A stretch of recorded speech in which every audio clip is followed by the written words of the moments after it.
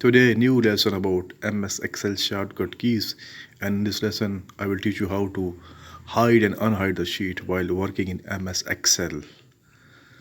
ठीक है कि किस तरह आपने एक्सेल में शीट को हाइड और अनहाइड करना है. First go to the format, click here and visibility, hide and unhide new list, and in this click on the hide sheet and your sheet will be hidden. कि यहाँ पर click कर देंगे तो आपकी शीट जो है हाइड हो जाएगी, छुप जाएगी. अब सेम प्रोसेस आपने दोहराना है उसके अनहाइड करने के लिए.